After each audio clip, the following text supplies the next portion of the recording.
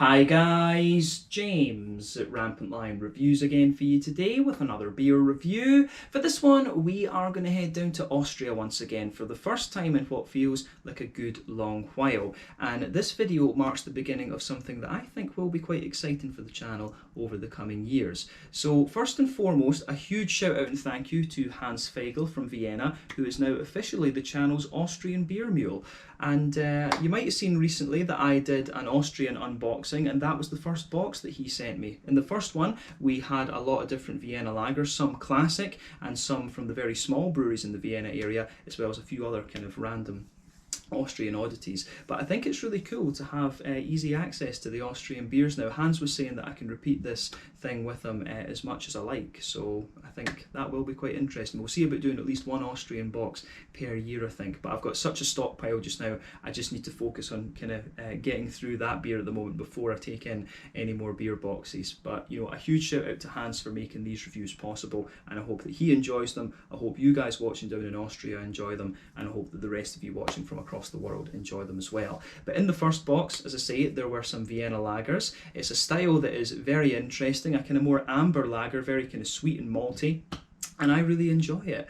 You don't find too many Vienna lagers outside of Austria, and I think the main reason that Austrian beer is not all that well known is just because Germany is right next door, and it's such a big country with huge beer exports and stuff, so it's really nice to highlight some breweries that are maybe not as well known throughout Europe and perhaps underappreciated. So looking forward to this one and the Austrian mini-series, and again, a big thank you to Hans for making these reviews possible. So yeah, for our first review then, we are going to kick off with what I believe is some sort of a Vienna staple, if you like, something of a Vienna staple. So we are going to go to Schwechat, which is to the southeast of central Vienna, and we're having a look at my first beer from Brauerei Schwechat. This particular beer is called the Schwechater Wiener Lager. It comes in at 5.5% ABV, and I think you know from the name what style of beer this one is, a Vienna Lager. This bottle is a half litre, by the way. It's quite an unusual bottle compared to what you might expect. You don't find too many like this, but yeah, I think this one will be a very interesting beer. Nice to start off this new kind of Austrian relationship, if you like, with a little bit of a classic. So yeah, definitely curious to see how this one turns out, and I hope that you guys enjoy my take on this beer as well. So let's go for it. As always with my reviews then, I'll tell you a little bit about the brewery before we taste the beer. If you want to get straight to the tasting, just fast forward. All the usual links are in the video description below. That's the brewery website, the link to my other reviews that hopefully I can do in the future from Brauerei Schwechat. This is the very first time I'm trying one of their beers, as I mentioned, but there's all the usual social media down there. If you want to see more reviews, do please consider subscribing to the channel. The whole channel, of course, has a geography-based tagging system, so you can go into the homepage and search for beer based on country, city, state, county, province, prefecture, whatever it is you happen to be interested in. Do check out the playlists of beers from different countries. There is one there for the Austrian beers that I've reviewed for you, and that will, of course, be getting added to a little bit more frequently now. I think up until this point, there'd only really been some Sammy Klaus beers in there. I'd had one or two beers from Brew Age, one from Stift Engelsel as well, which is the Austrian Trappist brewery, and then there was quite a few things from Bevog as well, who are, you know, a Slovenian-owned brewery and just over the border into Austria in Bad Radkersburg. So it's going to be exciting to add to this list with many new Austrian breweries over the next little while. But also don't hesitate to get in touch and let me know some of the other beers and breweries that you guys would like to see me review. It's always great to hear from you guys that are watching the videos, and the support that you show the channel is hugely appreciated. So anyway, to tell you a little bit about Brauerei Schwechat then, on to my brewery notes. So let's bring this up. So as I've mentioned to you already, Brauerei Schwechat are based in Schwechat, which is to the southeast of Vienna in northeastern Austria, the Austrian capital. But the brewery traces its roots back to the year 1632, when Schwechater Brauhaus was founded by Peter Drescolier, if I'm pronouncing that correctly. But the brewery was known as Die Kleine Schwechater Brauerei, and it was destroyed several times in quite quick succession, perhaps during the 30 Years' War, which was 1618 to 1648, and it also changed hands quite a lot over the coming years as well after its foundation. But in 1796, the brewery was purchased by the master brewer Franz Anton Dreher, who had previously been involved with Brauerei Oberlanzendorf and Brauhaus im Unteren Wert. So this began a bit of a dynasty in terms of this company. So his son Anton took over the running of the brewery in 1837, and then in 1839 he began to focus on bottom fermentation, or lager brewing, basically, in other words. And he built many different cellars. And this allowed him to achieve the necessary low temperatures for this type of fermentation. And they list their start date as 1841 because this is when they started commercial lager brewing, which I think is quite cool, actually. These guys, I think, were one of the first breweries to brew these lager beers, from what I understand.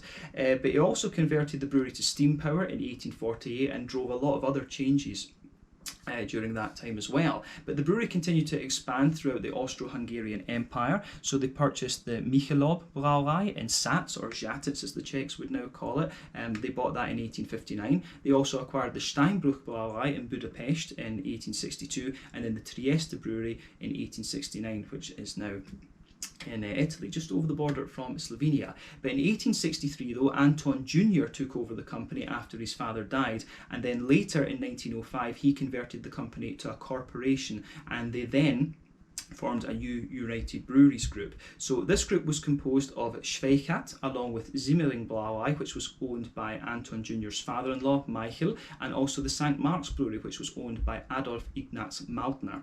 So it went by the name, this brewery group went by the name Vereinigte Brauereien, the United Breweries, Schwechat, St. Mark's, Simmering, Dreher, Maltner, Michael AG. So to give it its full name, Vereinigte Brauereien, Schwechat, St. Mark's, Simmering, Dreher, Maltner, Michael AG. A little bit of a mouthful, I know. But in the following years, there was a bit of a succession crisis with this company, and so the brewery became partially controlled by the Scholler Bank and its vice president, Richard Scholler.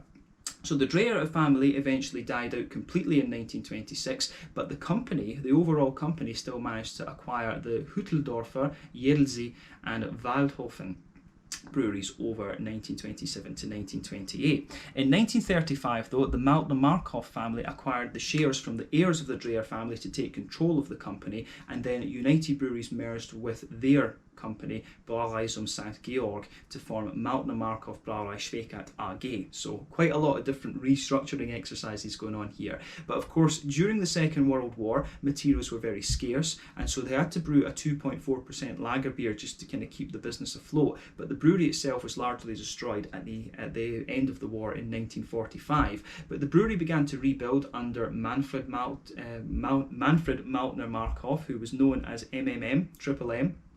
He was the senior, so Manfred Maltner-Markov Sr. got the brewery off the ground again, and in the early 1950s they bought the Nussdorfer Brauerei, and then they re-released the Hopfen Pearl brand in 1955, and then in 1963 they introduced their famous symbol, which is the white glass in the red circle, and you can kind of see it engraved onto the bottle here. I'll show you that a little bit later on, and then a little bit later on, Manfred Maltner-Markov Jr. took over as chairman of the company in 1972, and then it was incorporated into Brau AG in 1978, who are headquartered in Linz. But from this point, the canned beers from Brau AG have been produced at the Schwechat brewery, while the draft and bottled beers have been produced in the Wisselburg Brauerei. But in 2011, they began demolition of this old brewery complex in Schwechat, and this has since been turned into a residential area. Today, though, the brewery produces around 800,000 hectolitres of beer, so that's around, would that be 80 million litres of beer? So that's pretty impressive, actually. And they produce 3 regular beers, the Lager, the Zwickel and the Vienna Lager. And I believe that when it comes down to it these days, this whole company is owned by Heineken. I think they are actually part of the Heineken group when you go above everything else. So yeah, that was a little bit of a kind of difficult history to piece together with all the sort of restructurings and things of the company and all these different mergers and stuff like that, but I hope that it made something of sense to you guys. So yeah, there we go. That is your history of Brauerei Schwechat. So there we are. But yeah, these guys, as I say, do 3 beers. Hans sent me This one, the Vienna Lager, and also the Zwickel, and I guess we might do the regular lager next time around when the next Hans box comes. So yeah, that's your history section. If you want to learn more about this brewery, you can check out the brewery website, you can follow them on Facebook and Instagram to keep up to date with all the latest goings on, and you can of course check out the Rate Beer, Untappd and Beer Advocate pages to learn more about all the different things that they do. So yeah, let's get on and have a taste of this beer then. So I'll just let you have a little look at the artwork on this before we open it up. There you can see Schwechater Wiener Lager. Comes in at 5.5%, as I mentioned earlier. There you can see seit 1841, if I'm pronouncing the German numbers rightly, because they've got a slightly unusual way of doing the numbers compared to us, Scots and Swedes. And yeah, there you can see 1841, of course, on the bottle cap there as well. Like I mentioned earlier, the 1841 is there rather than the 1642, is it? Because 1841 was when Anton Dreher began brewing the lager beers. And yeah, I think that's him. That's Anton Dreher on the top of the label there as well, which is pretty cool.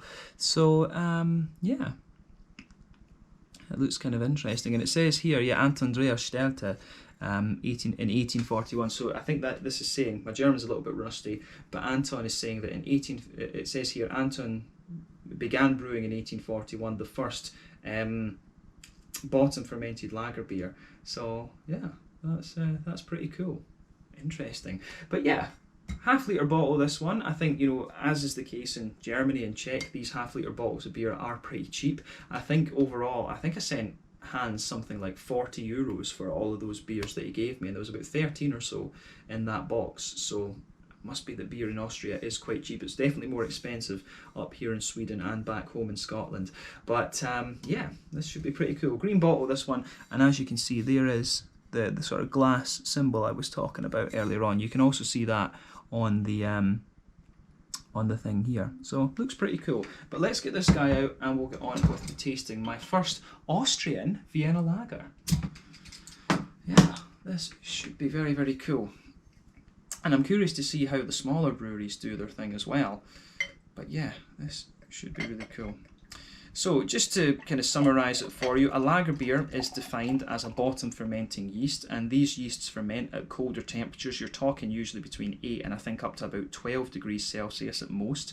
So yeah, basically a lager beer is a cold temperature fermentation beer. Ales, of course, have top fermenting yeasts, and they ferment between, I think, about 14 and 15 degrees and things like this. But yeah, should be quite cool. And this is a beautiful colour. Just look at this. Just wanting to get a good pour on this. There we are. I think that has poured very nicely, even if I do say so myself. Let me just check that my OCD will be happy with this. And yeah, I think that's okay. Checking my viewfinder on the camera. But yeah, look at this thing. That is very, very nice. So as you can see, and as you would expect from a Vienna lager, this one is poured a lovely sort of coppery, yeah, coppery, do we say coppery ginger type colour? It's almost like that. But you can see there's a solid finger, and I think it was a little bit higher than that when we first poured it, but there's a finger and a bit of a very light, it's got a very light beige tint to it, this beer actually. So yeah, the head on this one has a very light beige tint to it, which I think is very nice. But you can see the beer is crystal clear, a lovely sort of coppery, ambery colour, this one. Sort of, I guess we could say like light mahogany. One of my classical guitars I have has a mahogany neck, and it's not stained, and yet when you actually just put a bit of varnish on mahogany, this is the colour that you're going to get roughly. But yeah, one or two big bubbles sticking towards the side of the glass, a few little ones going up towards the bottom of the head there. But yeah, overall it looks very nice. And as I say, you've got a kind of fawny, very light beigey coloured head there that is just, that's going to fade away. It'll be a very thin kind of foamy layer as we go through this one. I love my Pilsner Urquell tankard that I've got as well. So yeah, this one is pretty damn nice. So yeah, remember, when it comes to the colour of these beers, the colour of the beer depends on 1, the type of malts that you use, and then 2, the length of your wort boil. The longer you boil the wort, the more the sugars caramelise, thus you get a darker colour out of the beer. But that colour that you end up with is dependent in the first instance on the type of malts that you use. So yeah, there you go. You get a nice kind of mahogany, coppery colour out of this one, which I think is very cool. But yeah, nothing overall particularly surprising about this beer. when you consider what style it is in terms of its appearance. So let's have a closer look at the aroma then and see how we get on. Really looking forward to this. Yeah, it does smell very, very nice. So straight away with this beer, you get kind of what you would expect, to be honest with you. Whenever I think of Vienna lager, I expect something that's, you know, nice and bready. It's got a little bit of a biscuity character to it, and, you know, some nice sort of slightly toasty caramelly notes, and you get that straight away with this one. You know, obviously when we've reviewed lagers on the channel before, it's usually been German or Czech, and the German lagers always tend to be a little bit more kind of crisp. The Austrian ones tend to be a little bit more sort of bready and yeasty, if you like. This one sort of finds somewhere in the middle. This has definitely got quite a bready presence to it in the aroma, but it does have a bit more of that kind of German clean sort of vibe about it. So yeah, interesting. But yeah, straight away with this beer you can smell that lovely bready malt in there, lovely kind of, I would say, sort of wholemeal, slightly brown bready backbone to it. There's definitely a wee bit of white bread in there as well. Bread crusty notes, absolutely. There's a little bit of a sweet caramel, and the caramel comes across as being, you know, slightly toasted, I would say. A little bit of a biscuity kind of quality in there, or cookies. I don't know whether the Austrians tend to learn American English or British English, but yeah, kind of like a McVitie's digestive biscuit for me, kind of cookie sort of thing in there. It's definitely got a bit of that sort of grainy biscuity, grainy cookie type element to it. And yeah, all of these things are kind of what you would expect from a Vienna lager if you've had this style before. Probably the best one I've had in Sweden, come to think of it, would be, it was one from Fjäderholmarnas Brewery, and I forget what the name of it was. It had a little crab on the front of it. But they're a lovely brewery actually up in Stockholm. They did a really nice Vienna lager. My only complaint about that was that they did it in a 330ml bottle, but you know, a lot of the ones that Hans sent me, they're in 330s because the breweries are, you know, very small. I don't think, personally, I would argue lagers have to be sold in half litres, but you know, for the small breweries you have to kind of understand it's not commercially viable in some points. But yeah, in terms of the malty side of things though, it's exactly what you'd expect. Like I say, smooth bready notes in there, a little mix of white bread and sort of wholemeal kind of things, bread crusty elements, bit of sweet caramel, kind of biscuity elements in there as well. I think it goes together really nicely. You might get one or two little woody undertones to the beer, but yeah, in honesty, it's exactly what you would expect from this one. On the hoppy side of things, again, it's quite similar to what you're going to get from the Czech and German lager beers, you know, these noble hop elements. I'd be curious to know, I'm guessing the Austrians will produce their own hops to an extent, but it's a very mountainous country. I'm not sure how you know, how much in terms of farmland and things they sort of have that would be suitable for hop growing, because quite a lot of Austria is high altitude, of course. So yeah, something I need to look into, come to think of it. But yeah, the hop characteristics you get with this are quite typical and noble. There's a little bit of a kind of smooth earthiness to this one, a wee touch of a herbal quality, and a little bit of floral aromaticity. You know, quite akin to like Czech Sats, Žatec as they would call them, or you know, Hallertau and Tettnanger, the German noble hops.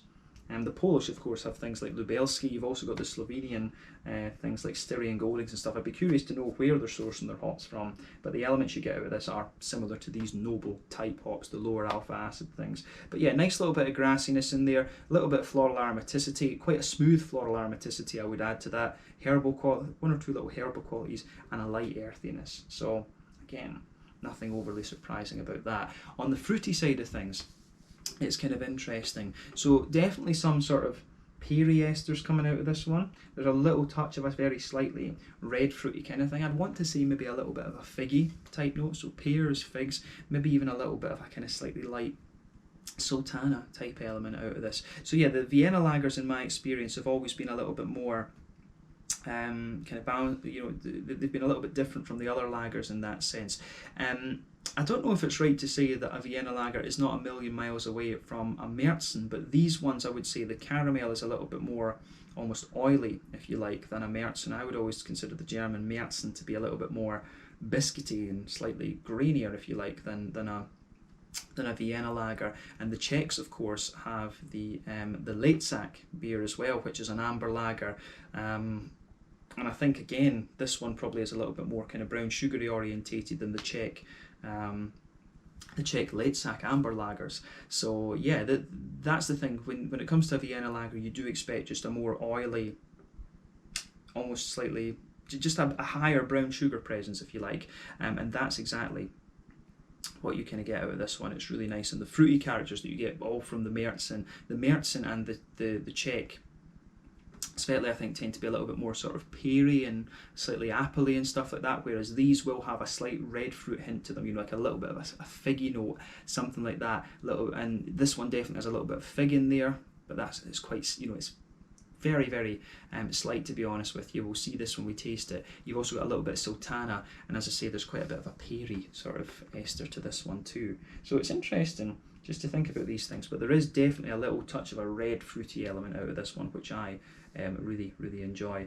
So yeah, the flavour, the aroma profile of this one is definitely very nice. So gets a thumbs up from me. But I think it's about time we try this beer then. Take a little bit of time to smell this one over, as I always say in these reviews. But yeah, this one is the Schwechater Wiener Lager, coming in at 5.5% AVB from Brauerei Schwechat to the southeast of Vienna in Austria. Again, massive shout out and thank you to Hans Feigl for making these Austrian reviews possible, and you'll be enjoying these over the next little while. Slange, skål, cheers, let's get stuck in.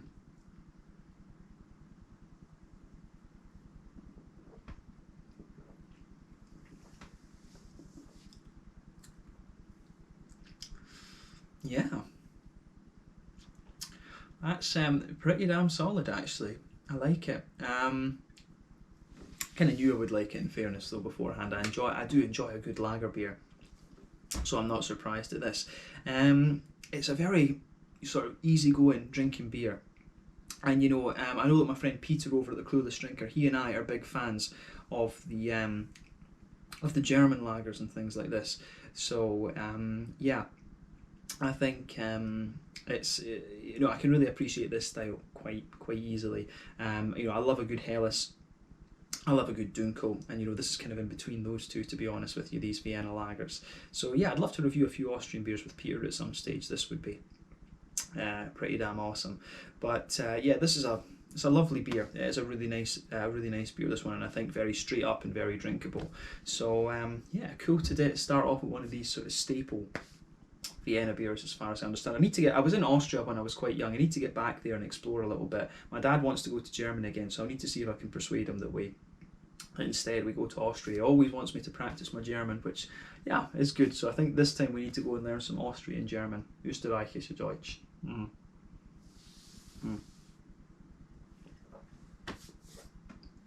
Anyway, so yeah, I enjoy this one. Let's try and break down the flavour for you then and see how we go. Straight away across the middle of your palate, then you get that nice brown bready kind of thing going. That just blankets the middle of your tongue. That's the backbone of this beer. It's actually a little bit grainier than I thought it was going to be. This one does build a little bit of a kind of grainy, so it has a little bit of a little touch of a kind of grainy dryness the further that you go into the aftertaste with it. So I can appreciate that about this beer as well. That's quite an interesting point to make about this one for sure. So yeah, nice little bit of grainy note to this beer. That's forming the backbone. So yeah, brown bread, sort of wholemealy brown bread sitting in that middle third of your palate. Either side, on the border between the front third of your tongue and middle third, and then the border between the middle third and back third of your tongue, you can feel there is a slightly stronger grainy presence there, and the thickness just kind of builds up a little bit. Then you've got the more kind of crisp, grainy backbone in this beer. I wouldn't go as far as saying that it's rye bread, because it's not quite sweet enough. I love German rye bread, Czech rye bread, whatever. I love these kind of things, but yeah, the sort of graininess that this beer has is not quite sweet enough to be like that. You do pick up one or two little woody undertones to the beer. If you go to the front corners of your palate, then just move back a little bit, there are one or two little woody undertones there. So yeah, I think that side of it is quite interesting as well. But yeah, nice smooth brown bready element there. You've got a good little bit of a kind of, in the centre of your palate, you do get a little bit of a sweet caramel there. These are the alcohol flavours as well as the malts. The Vienna malts are well known for having these kind of characteristics. But in the very centre of your palate, you do get quite a concentrated brown sugar sort of thing. It does have a wee bit of a kind of, it does have quite a toasty element to it, and a little bit of a kind of caramelization element. So again, you can feel it's quite thick and concentrated. I wouldn't describe it as oily, though. I would describe the brown sugars in this beer as being more toasty, but that could well be because of the more kind of grainy nature that the beer has in that sense. So yeah, I don't think this is the thickest Vienna lager that I've come across in past times. I feel like it's definitely not the oily, the most oily one, but this is kind of showing me that the style can be a little bit crisper. I've always associated the Vienna lagers with being slightly more oily than other things. So this is kind of interesting actually to learn this. I will have a bit of a learning curve with this style of beer, of course.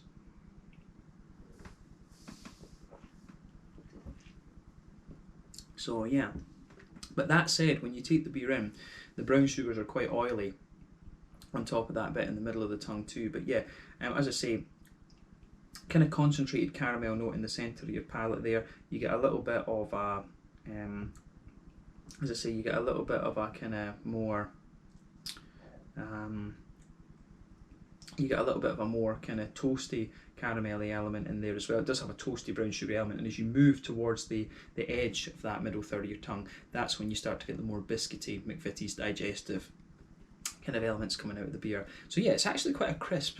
It actually comes across as quite a crisp lager in terms of the flavour. If you go to the back third of your palate then, underneath all of that, you get quite a bit of graininess again. It becomes a lot more kind of bread crusty and grainy and things, but you can feel in that back third of your palate that the breadiness does thicken up a little bit, and these are, you know, that's the kind of yeasty elements of the beer coming out. So if you start at the back of your palate, you can feel a bit of crispy grainy note there, a bit of that dry grainy note. Then as you move forward, the thickness just drops away, and as you reach the border region between middle and back third of your palate, it drops away quite drastically. Then you get that thinner, slightly denser layer in the middle of your tongue, and then of course we get to the fruity parts on the front third of your palate, which we'll come to in a minute. But yeah, I think that covers the malty and yeasty side of this beer. But yeah, in terms of the hoppy side of things then, let's look at that. In the back corners of the palate, you've got a nice little bit of earthiness there in the back corners of your palate. As you move further forward, it's a little touch herbal. Again, these are typical characteristics of German, Czech, Polish, whatever, Slovenian noble hops. So a little bit of a herbal quality there. And as you move towards the front corners of your palate, it progressively gets a little bit more sort of floral. And I wouldn't describe the floral notes in this beer as being kind of spicy, which you would expect from Czech Schwechatats. They've got a little bit of brightness about them, which makes me wonder about Hallertau or Tettnanger hops from Germany. So I'm thinking about that, but there are other possibilities, as I've mentioned before. But round the front curve of the palate, the beer's a little bit lighter and grassy, which I think goes together nicely, and yeah, it works. It does work quite nicely. These are typical elements of what you would expect from this style. So yeah, I think it's fair to say nothing overly crazy about what this beer's doing. It's just a nice example of the style, so I can't complain.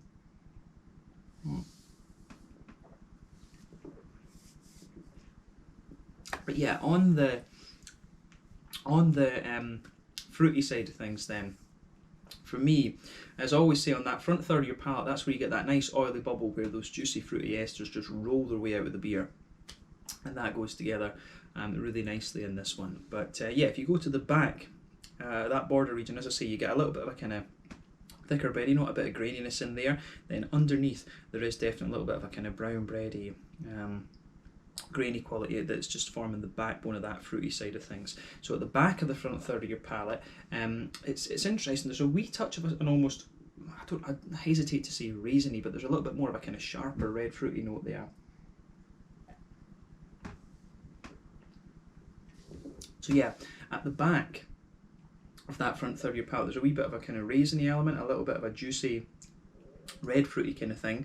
And then yeah, as you move further forward on this beer, you get a little bit of a, there's almost a little kind of tiny figgy element to it, but then it also has it's got a bit of a sultana element to it. When I say sultanas, I mean, like, you know, a slightly dried, when I think about raisins, that's always the red kind of grapes, that's always the purple, the dried purple grapes. But when we talk about sultanas, that's the dried white, green, and it's like the more reddy kind of grapes. So there's a wee sultana element in that back bit of the front of the palate as you move the rear half of that front third of your tongue, if that makes sense. But then yeah, when you move further forward, you start to get more peary elements out of the beer. It does have a wee bit of an apple-y quality to it as well, which I would say. And then as you reach the very kind of front tip of your tongue, you've got these sort of grassy esters coming out of the beer as well. So yeah, the fruity side of this beer, I think, is quite